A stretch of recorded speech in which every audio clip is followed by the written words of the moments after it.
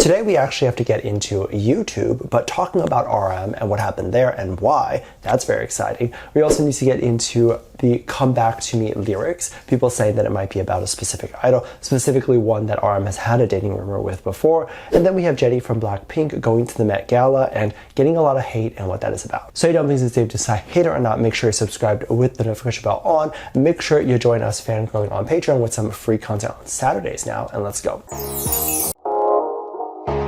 So if you're unaware, the Met Gala just happened and a lot of people showed up and showed out for various different looks. You had a lot of Western artists really trying to make a statement, and you had a lot of people really come in doing things that they wouldn't have traditionally worn, but they'll wear it for the Met Gala. Now, if you're unaware of what the Met Gala is, let's talk about it. It's not the same thing as your typical award show or party. There is a theme that is throughout the gala, and everyone is expected to dress up in that theme. Companies and brands typically pay for you to be there, or other companies can pay to be there. And even if you have the money to pay to be there, which is something like, I think 100 grand for a table of like 7 people or whatever it is, I think per ticket it's like 30 grand, I'm not entirely sure. But even if you could afford to pay that yourself and go, you might get something unapproved by Anna Wintour, the CEO of Vogue. So you can even pay and submit your looks and all that stuff, and she can just reject you and you not go. I believe it's an invitation only now, but I think at one point you can like message Anna Wintour and go, I have no idea. Clearly I have never been invited. As I mentioned a couple seconds ago, there is a theme that everyone has to wear. So this year's theme was referencing a short story that was written called The Garden of Time.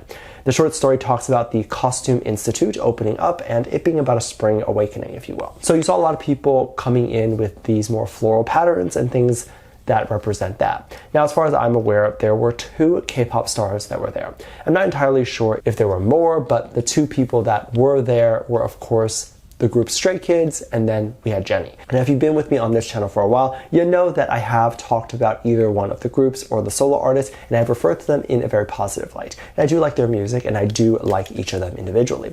This is nothing about them. Personally, I don't necessarily think either of their looks were good, and I'm very curious as to why they were put in those outfits to go to the Met Gala. Now, you know, typically I talk pretty positively about everything, and I don't like to even make criticisms, but there comes a point where if I don't say what I actually feel, people are going to think that I am just awful and that I always say positive things. So I'm being honest here, and I don't really necessarily care for the outfits that were put in. Now, the outfits have to be approved by Anna Wintour directly, so clearly they have to match the theme, otherwise she would have rejected them. So it wasn't even necessarily about it not being on theme. It was just about the outfits not really feeling like they were being made for a statement, much like all the other artists that were on the carpet. Now, Stray Kidz is still relatively new in the US. I believe they have done a lot in the US, but they're not as big as they could be in the US yet. And that's just my opinion. I think they have a long ways to go in the US, and I think that they can go very far in the US. I feel like their label fumbled the bag with this one. I feel like this was a good opportunity for them to be seen in a different light and really catapult a lot of attention to them.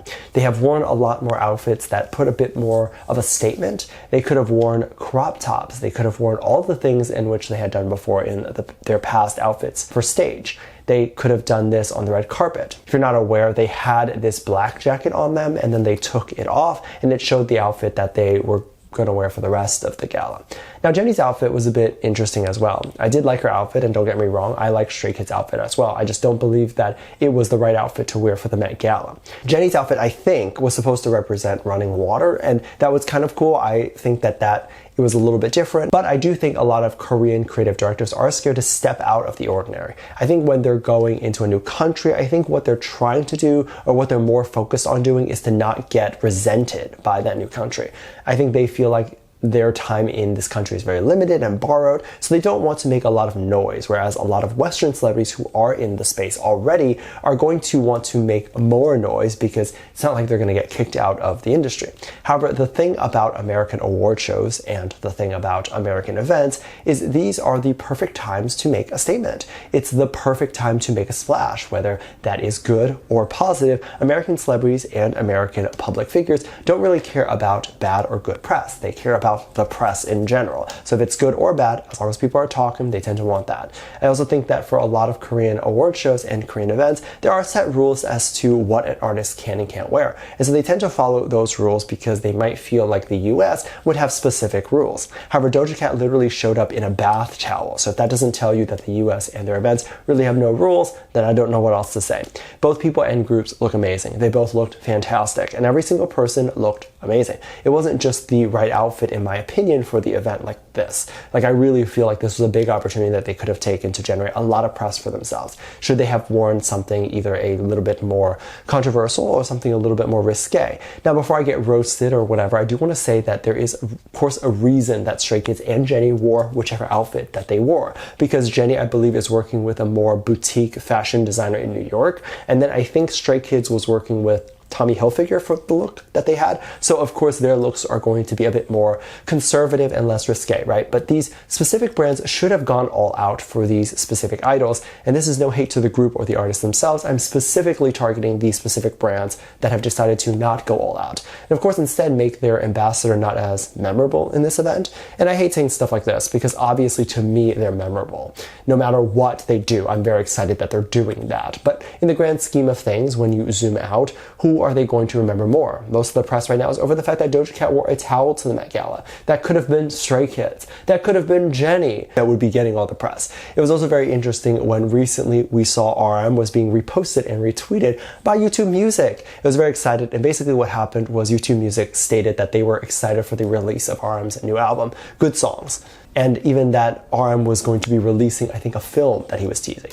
They specifically called it a cinema, which I think is going to be. So we will all be very excited about that. There were a lot of comments within that post that were basically saying that YouTube, since they have acknowledged RM, should avoid deleting his views when he releases the video. This semi-annoys me because I feel like every single person and their mother online has talked about why views get deleted. But instead of watching, reading, and learning about why views need to get deleted, they insist on attacking and being angry with the views getting deleted. Repeat views are not good for advertisers. They can actually sue YouTube for that. And if you don't care about that, it doesn't actually make these specific artists look good if all their views are fake. i.e. advertisers are then going to want to avoid ever having ads on said artist's music video, which of course is going to make them not have as much money. And YouTube is going to essentially hide that video because they only want to promote videos usually that have a lot of ads on them. There's also some lyrics that came out about Come Back to Me. So the entire song lyrics, I believe, came out. I don't know if it was leaked or if he had put it out himself. I looked at the schedule and I didn't specifically see that he was putting out lyrics. Maybe I missed it, but it was kind of interesting to see that lyrics had been posted somewhere. Now, of course, since I don't know if it was leaked or not, I'm not going to post it here, but the song and a lot of the songs on his album seem to be a bit more about a specific lover or something that he missed. With the lyrics Come Back to Me, it obviously refers to someone that has left him and now he wants them back. People were bringing up old dating rumors that he was a part of to say that maybe he was dating that specific person. One of the dating rumors was one of RM and or BTS's juniors, Karina from aespa. You might remember their dating rumor for a little bit. It wasn't based on actual facts. I think the dating rumor was based on stories about them wearing the same jewelry, you know, that sort of silly stuff. And then there was an event in which they were seated together, like they were assigned 2 seats together, and they were talking to each other, and it seemed like the two didn't really even know each other and were just trying to make conversation because they were sitting next to each other, i.e. clearly they weren't dating. But of course, people have these rumors, and now when he posts songs that are about dating, people are going to think this, which is very interesting. Of course, I don't think he's dating. He's in the military right now, and so he is very busy. But I am very curious to hear what you think about that. Let me know what you think. Make sure you check out Patreon for more videos. Link down below. Thanks, this lovely comment right here. Love you. Bye.